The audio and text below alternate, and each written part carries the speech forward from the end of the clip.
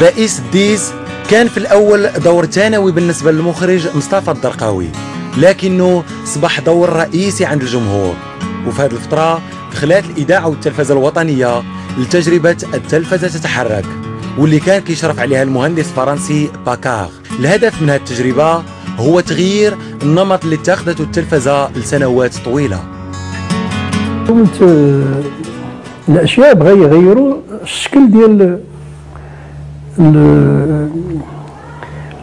النشرة الجوية، فهذاك باكر بحكم الصداقة ديالو مع الطيب صديقي قال لي بغيت شي واحد اللي تكون عنده يعني شخصية النكتة. كان الطيب كان مكلف بالكاستينغ ديال المنشطين ديال مقدمين برامج ومنشطين والى اخره. انا كنت عيط ليه باش نساعدو لان كانت واحد العدد ديال عباد الله اللي كانوا عملوا اعلان على الكاستينغ، وكان واحد العدد وانا كنت كنساعدو في اللائحه ديال الاسماء اللي خصهم يدخلوا قدام هذيك اللجنه اللي شو الكاستينغ. بداو كيختاروا وانا كنساعدو، بدا كيختاروا هذا مقدم برامج، هذا مكلف بالربط ديك اسمه ليزون كيسميوها، هذا مكلف بالرياضه، هذا مكلف هذا مكلف هذا مكلف. يعني سالوا كاستينغ كلهم، بقات لهم القضيه ديال المقدم النشره الجويه. فجاتني الفكره ان نكلف عزيز الفضيلي بهذه قضيه الطقس، ولقى افكار من اجمل ومن احسن الافكار. واحد الوقيته قال لي طيب وقف قلت له شنو؟ قال لي وقف، طلع كان واحد الاستراد يعني البوديوم، طلع قال لي دير شي بركه. قال لي عطاني جورنال، قال لي دير شي حاجه من النشره. ندير كان نطلق درا الساعه من هنا، قال لي صافي سي توا كي فيغ لا ميتيو.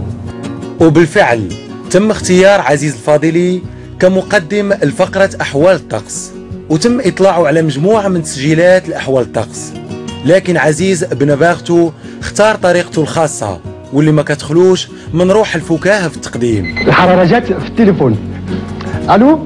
الو عزيز لازال كيتذكر أول بث ليه مباشر. غدا سيكون الجو جميلا. واحد التراك يعني ما تصورش هذاك التراك اللي كان عندي لو ديريكت ما كاينش، غير يطلع الجينجل ديال لا ميتيو اختيار. كنشوف الاستوديو سادين على الاستوديو بعد في ضرب صافي الجينجل طلع. غير خرجت الاولى. سيادنا السلام عليكم. السلام عليكم، اش اخباركم؟ بخير الحمد لله. الحاله الجويه العامه اللي عاشتها بلادنا بحمد الله خلال مشى التراك، مشى هذاك مسارات. عرفتي الطيب صديقي الله يكون كل شيء عن خويا كل ارقام يعني ارقام ديك لا غدي كنسنى ردود الفعل الابتسامات. الحمد لله كنسمع شويه واحد السيد راح للغريب كيقدم النشره بواحد الشكل غريب، واحد هذا بدات بشويه. سيادنا السلام عليكم.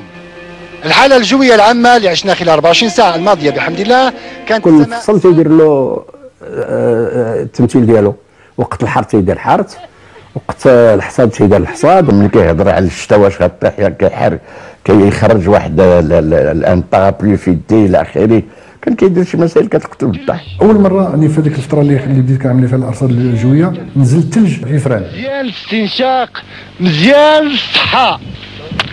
قالوا لي لازم ما تمشي لفران تصور الثلج وتجي نصور بنفس اليوم. وكان البث المباشر خصني نمشي في نص النهار ونرجع في نص النهار ونقدم هذاك الشيء اللي صورته.